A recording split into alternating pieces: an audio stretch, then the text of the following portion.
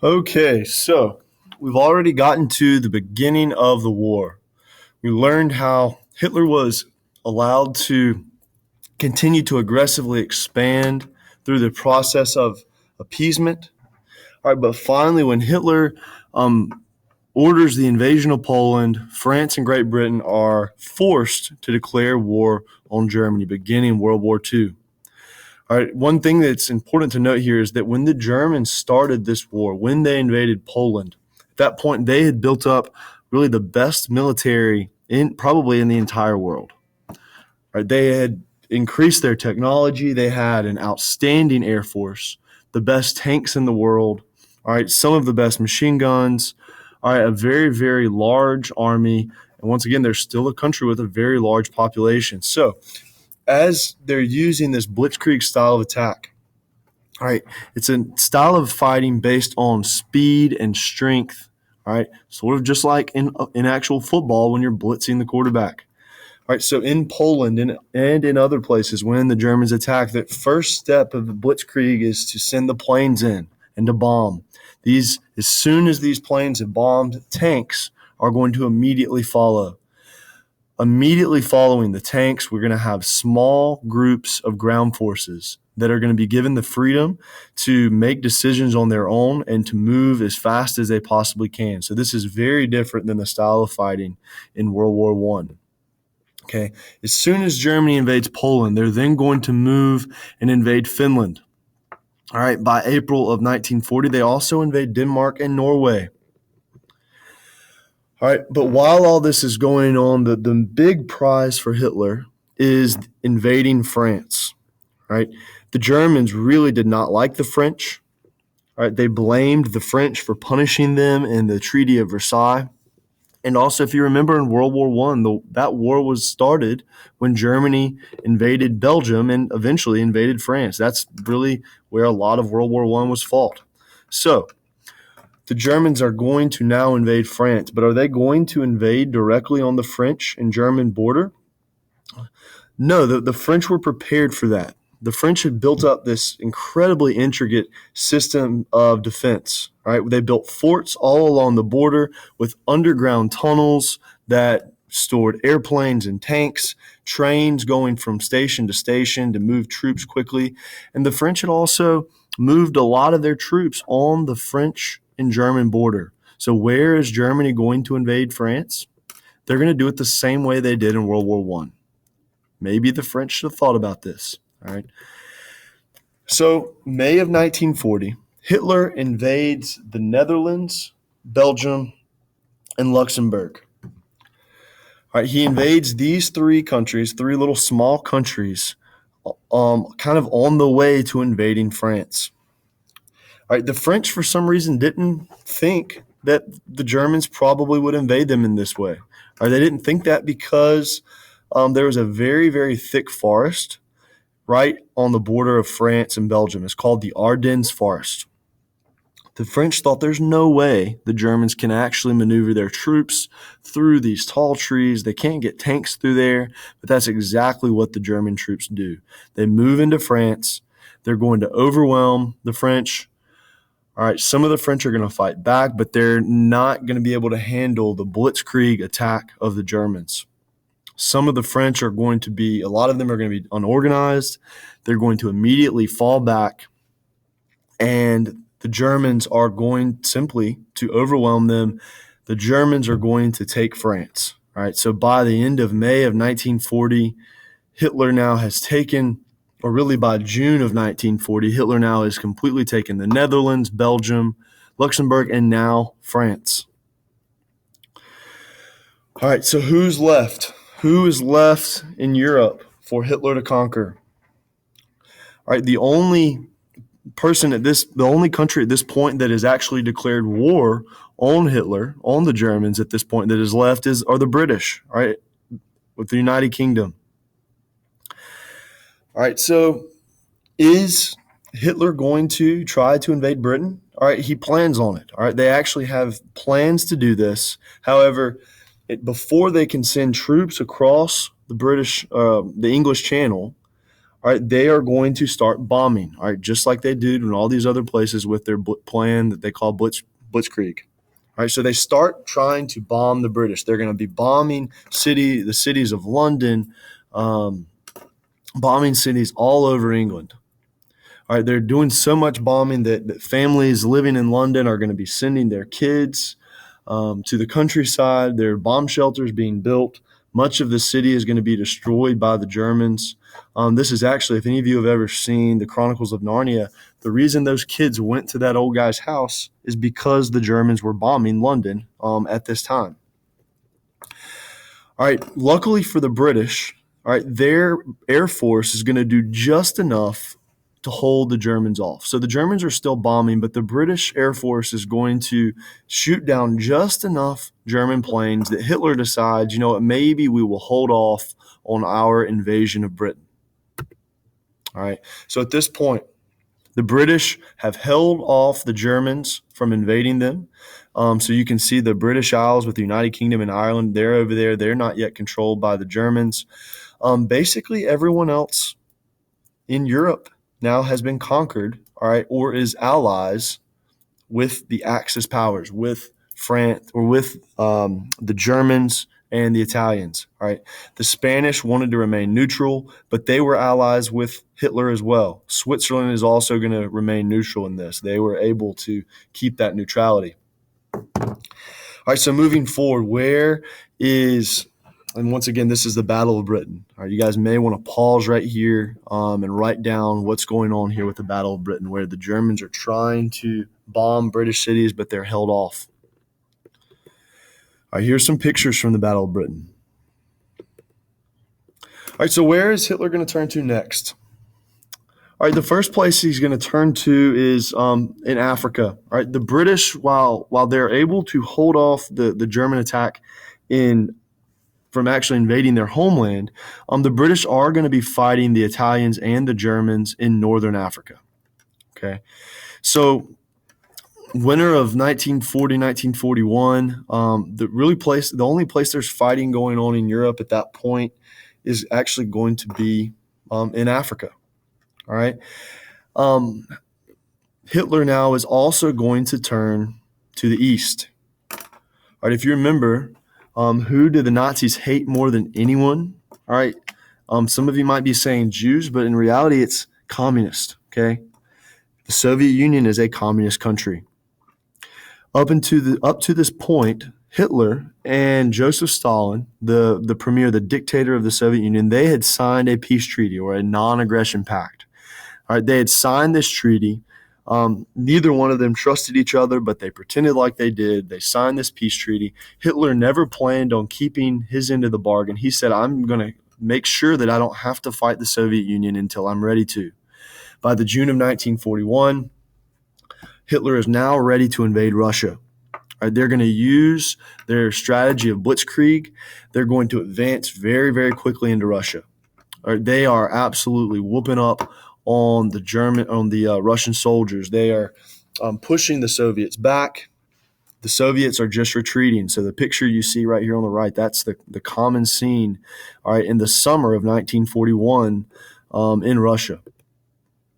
All right, so the German plan of attack here in Russia, it's called Operation Barbarossa. All right, and with this plan of attack, the Germans thought that they're going to invade in three places. They're going to have one group going to the north, one in the middle going to Moscow, one in the south going down to the southern part of Russia where there's a lot of oil. They're going to try and take this city called Stalingrad. If y'all can look on the map and see that. All right, and if you remember, the Germans planned this attack. They started it in the spring. They were moving very, very quickly.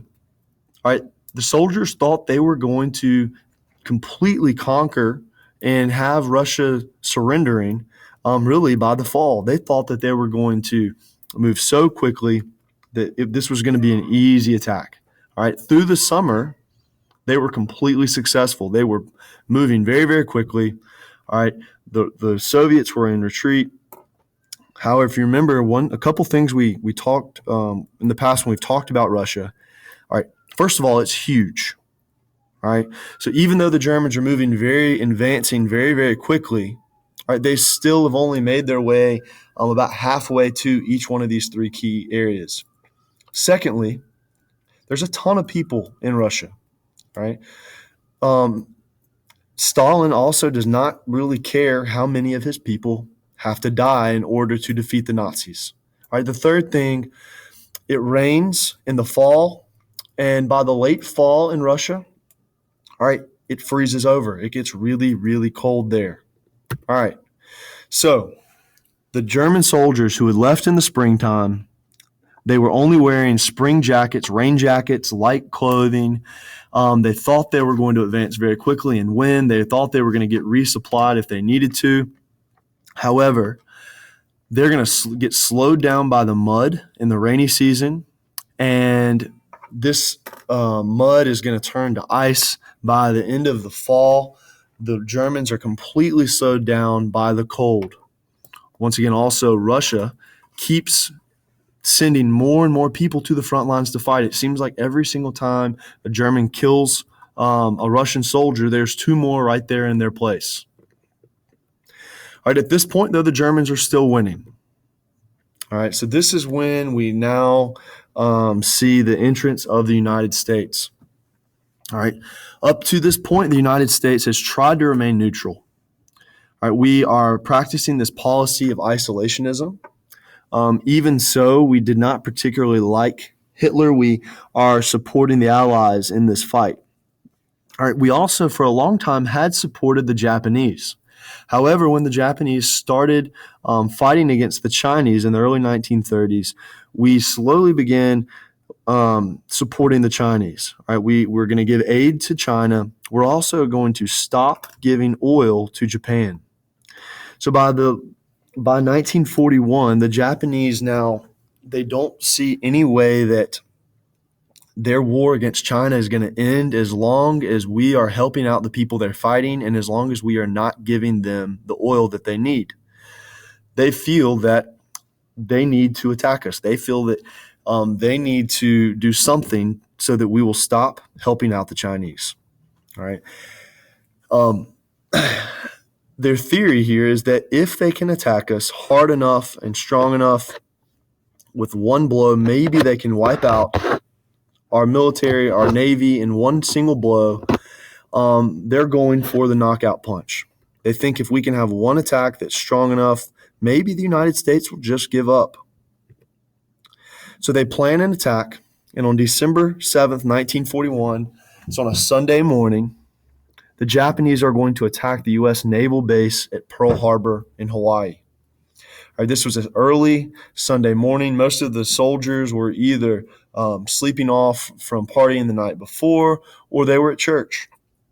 All right, they were completely unprepared for this attack. The Japanese come in. It's a successful attack for the Japanese. They sink 19 ships. They kill over 2,000 Americans and wound over 1,000 more. All right, this is a successful attack. Almost probably 80% of our naval ships are now sunk. The Japanese think that this is an amazing attack. It couldn't have gone any better for them. The next day, President Roosevelt of the United States is going to ask Congress to declare war on Japan. And he does this through a famous speech when she says this was a day that will live in infamy. All right. The Japanese hoped they could knock us out, but instead what they're going to do is simply wake up a sleeping giant. All right. We are going to respond to this attack by mobilizing our population in a total war effort. All right, we're going to rebuild our Navy. We're going to draft up armed forces to fight. We're going to build weapons, and we are going to respond to this attack that the Japanese had on us. All right, once again, here's some pictures from Pearl Harbor. Okay, this is actually the site where the one of the larger ships at Pearl Harbor sank. It's called the USS Arizona. Today, you can actually go visit the memorial site that is floating over top of where the USS Arizona actually is. All right, so when we declare war on Japan and we declare war on Germany, we now have entered the war on the side of Great Britain, the Soviet Union, the few French soldiers that are left fighting, all right, and along with other allies like Canada, South Africa, India, among other countries. All right, we now have a clear-cut side of Allied powers versus the Axis powers with Germany, Italy, and Japan. And you may want to pause this and write down these two sides. Even after we declared war on Germany and Japan, Japan is going to continue expanding and winning battles in the Pacific Ocean. They're going to attack Hong Kong. They're going to take other islands called Guam and the Wake Islands that are controlled by the United States. They're going to take over the Philippines that was also controlled by the United States at that point. All right, so the Japanese, just like the Germans, seem to be unstoppable, only seem to be expanding. All right, so the Japanese seemed unbeatable. They now have conquered a huge, huge empire. All right, this map right here will show you the extent of their empire. If you want to hit pause, you can look at all the little islands, look at everywhere the Japanese controlled, all right, up to this point, really into the year of 1942. All right, while Japan seems unbeatable, the United States is going to win a key battle at an island called Midway. All right, the U.S. knew Japan was sending large numbers of forces, so we actually are going to hide a lot of our planes and ships just beyond the horizon. We kind of pull the Japanese in. They take the bait. The Japanese send their airplanes in the air. We are going to attack. We're going to shoot down almost all of their planes, sink their aircraft carriers. The U.S., this is the first battle that the United States is going to win in the war that is fought in the Pacific. And by Pacific, I mean Pacific Ocean. All right, and I want you to write down what's underlined here. The Battle of Midway is going to be the turning point for this war in the Pacific. Okay, after this war, after the Battle of Midway, we are only going to be pushing the Japanese back. All right, we win the battle at Midway. Then what we're going to have to do is fight one island at a time.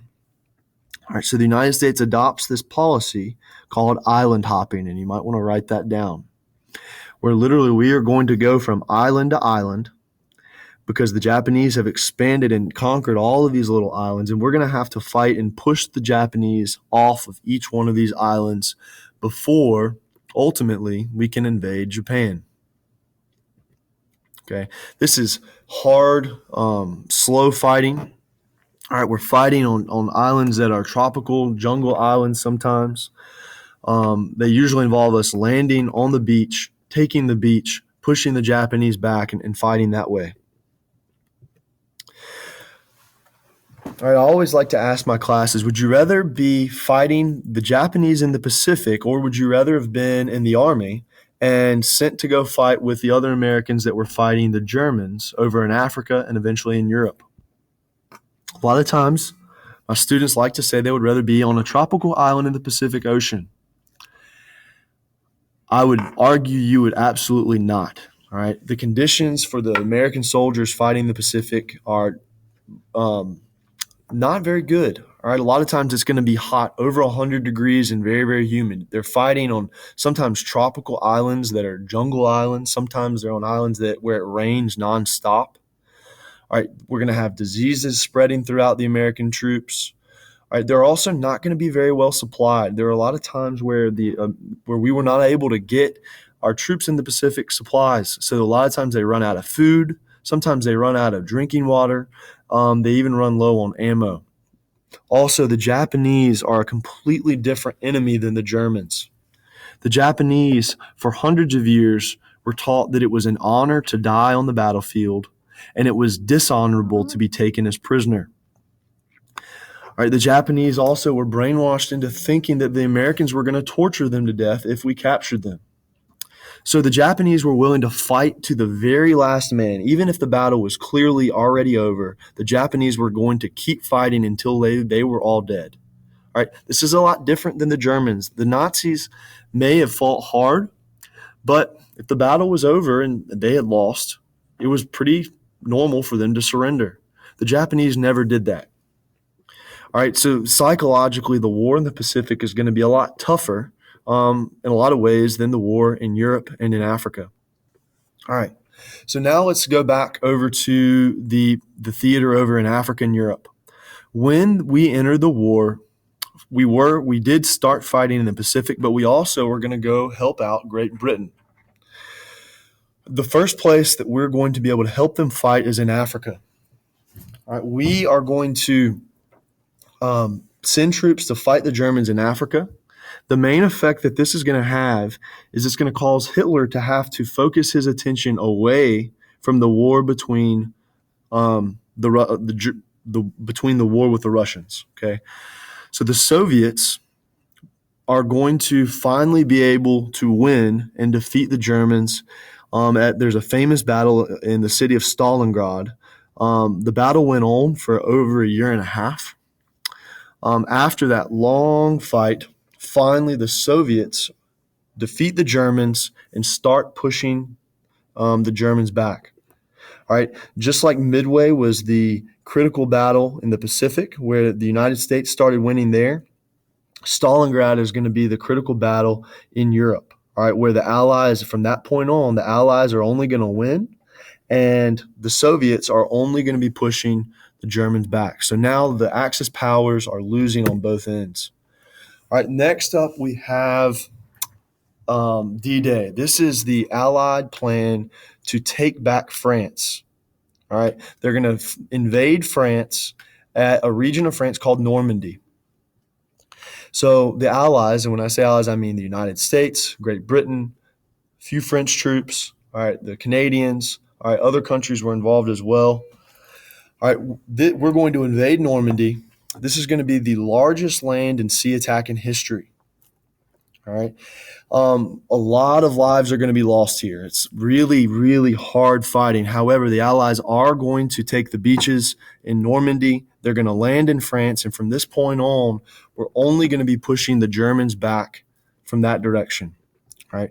At this point, the Russians are defeating the Germans in the east. The Americans and British are winning the war in the west. We're going to make the Germans retreat.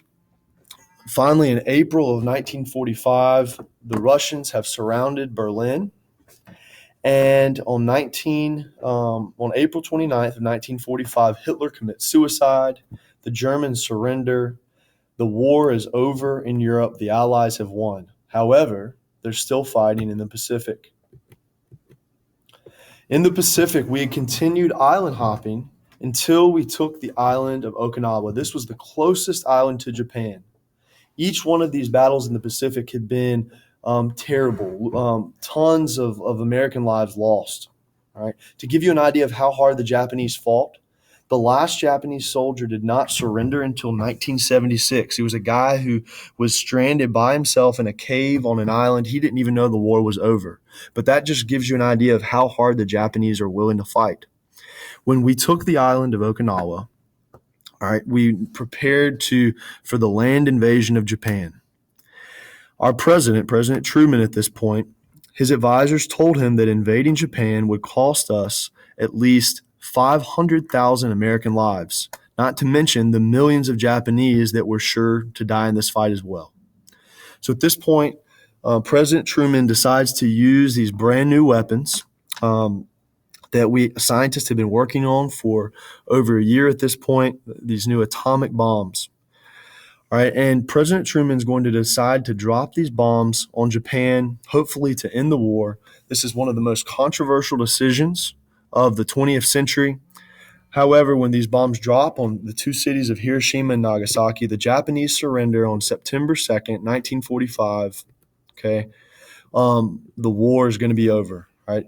When the bomb in Hiroshima dropped, it's going to kill maybe as many as 90,000 people immediately.